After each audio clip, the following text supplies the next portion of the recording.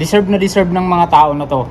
Deserve nila na pasalamatan ko dahil sa mga nangyari. Yung evacuation journey namin ay na-survive namin. Kaya deserve nila na pasalamatan natin ang mga tao na to. Iisa-isahin ko from high level, Ruamero family, Manlapig family ng high level Alberta, Canada. Sumunod ay yung mga taga Whitecourt, Alberta. Sila yung kumupkup sa amin para mairaos namin ang halos 3 linggong pagkupkup nila sa amin sa Whitecourt, Alberta. Kaya well deserved nila na pasalamatan natin sila, palakpakan natin ang kanilang kabaitan. At syempre, from Whitecourt, Alberta, nandyan yung Golden Delight Mountain Pizza and Steak. Yung mga restaurant na yan, ang babait ng mga nakilala naming Pinoy, pinagluluto kami. Lalong-lalo na yung Golden Delight, sa lahat ng bumubuo sa may-ari na kabayan, ang bait nila, pinagluluto nila kami, pinagre-request pa nila kami kung anong lutong Pinoy ang gusto namin. At nakakain din namin yung gusto namin doon kasi nagsasuggest sila kung ano yung gusto namin, kung ano yung lulutuin para sa amin, at hinahayaan nila kami na mag-request kami para makakain kami ng maayos sa aming pag-stay sa Whitecourt, Alberta. At syempre yung Super 8 Hotel, yung Pinoy doon na si Ma'am Marilyn, maganda yung pag-welcome nila sa amin sa hotel na yon.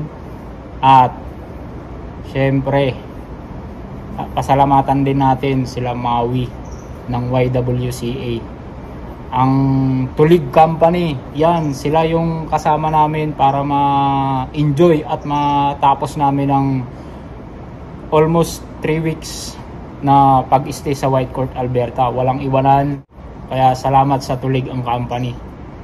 At sana wala akong nakalimutan, syempre yung pinakahuli, sila yung rason para ma-survive namin mag-asawa yung pag-evacuate namin mula rito sa Yellowknife. Walang iba kundi ang mag-asawang Noel Toto Garferio at si Racy Dumaging. Grabe, sila, sa kanila kami sumandal para makapag-travel kami papunta sa evacuation area at makabalik papunta rito. So well deserved na gawin ko ang video na to para sila ipasalamatan. Kaya maraming salamat sa inyong lahat at sana ipagpalain pa kayo ng Panginoon. Bigyan kayo ng maraming blessings sa buhay. Kaya natutuwa ako at meron akong mga tunay na kaibigan na maaasahan sa oras ng kagipitan, lalong-lalo na hindi pa kami nagda-drive, wala pa kaming lisensya. Kaya nasandalan namin ng mag-asawa na yun para ma-survive ang almost 3 weeks. Kaya nagpapasalamat kami pareho. At sa lahat pala ng nag-aalala sa aming sitwasyon na naranasan, ay thank you na rin sa inyong lahat.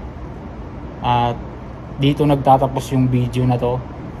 Deserve nyo lahat na magkaroon ng maraming blessing sa buhay. Si Lord na ang bahala sa inyo. Deserve ng mga tao na to na pasalamatan ko sila nang galing sa aking puso. Kaya ang pamagat ng video na to ay puso para sa inyong lahat. Thank you. Peace.